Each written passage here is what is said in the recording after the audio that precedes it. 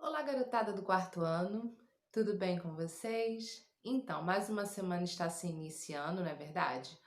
Ontem nós tivemos aula de português, né? E hoje a matéria a ser estudada será história, tá ok? O conteúdo está no livro, tá? Na página 285. Hoje o nosso conteúdo a ser estudado será Descendentes dos Povos Nativos hoje. Vamos iniciar a leitura? Desde 1500, com a chegada dos povos europeus ao território que hoje corresponde ao Brasil, os habitantes nativos, que hoje chamamos de indígenas, sofreram uma redução enorme. Os que chegavam traziam doenças desconhecidas entre os nativos, para as quais não possuíam resistência, como a gripe e o sarampo. Além disso, apropriavam-se das terras indígenas e atacavam e escravizavam seus grupos. Atualmente, os grupos indígenas mais tradicionais ainda praticam muitos costumes dos nativos do passado, como a caça, a pesca e o cultivo de roças de substância. Ainda hoje, é comum a divisão de tarefas entre homens e mulheres. Os homens caçam e pescam para obter alimento, enquanto as mulheres cabe cuidar da roça, onde vão cultivar o milho, a mandioca, o cará, a batata doce e etc. A terra pertence a todos os habitantes da aldeia e não há diferença entre as moradias. Página 286. O contato com a sociedade de não indígenas também acabou levando à perda de muitas características mais tradicionais dos povos indígenas.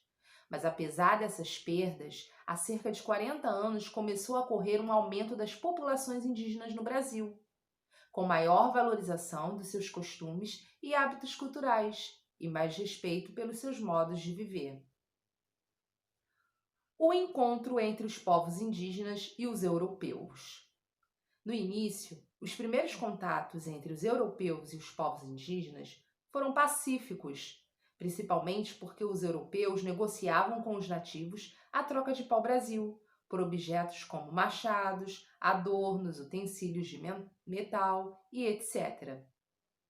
Os indígenas derrubavam as árvores e as levavam para a praia, armazenando-as em feitorias, construções erguidas para esse fim. De lá, a madeira era embarcada nas caravelas. Em algumas ocasiões, os europeus se aproveitavam das rivalidades já existentes entre os diferentes povos para conseguir fazer alianças com alguns deles. Modelo: quando os franceses tentaram fundar uma colônia na região onde hoje é o Rio de Janeiro, contaram com o apoio do Tupinambá, porque esses eram inimigos do Tupiniquim, que apoiavam os portugueses. Página 287. Mais tarde, quando os europeus precisaram de trabalhadores para as suas fazendas, como as de cana-de-açúcar, eles passaram a caçar indígenas para escravizá-los. Ou seja, né, um resumo de tudo que nós lemos aqui. O que vai acontecer? Tanto os portugueses quanto os espanhóis, eles vão chegar nessa terra nova, né? E eles vão, fingir, uma amizade com os indígenas, né? Mas alguns indígenas, algumas tribos vão reagir porque eles não vão aceitar, né? Ou seja, aquela terra pertencia a eles e isso vai, tornar um ambiente caótico, porque os indígenas não possuíam o mesmo tipo de armamento que os portugueses e espanhóis, né? E assim, vários indígenas serão mortos, né? Dizimados, algumas aldeias vão ser extintas, né?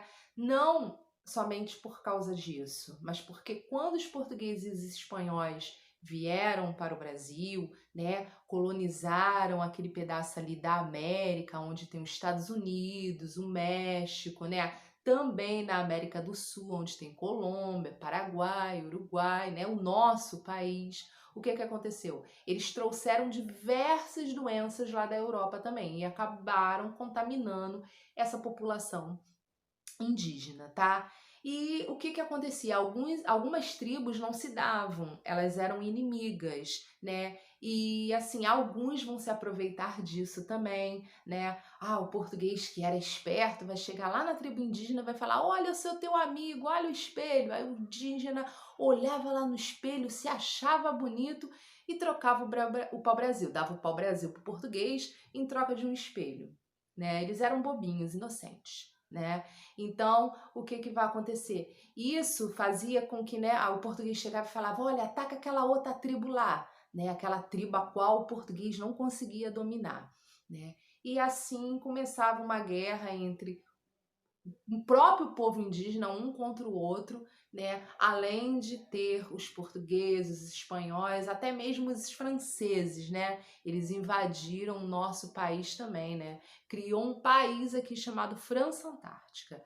Né? Pois é, para vocês verem como essa população nativa sofreu e quantas invasões o Brasil teve. Tá ok? E se eu ficar falando aqui, nós vamos ficar a tarde toda, ou a noite toda, ou o dia todo, depende do horário qual vocês estão assistindo o vídeo. Tá ok? Beijos e até a nossa próxima aula de história.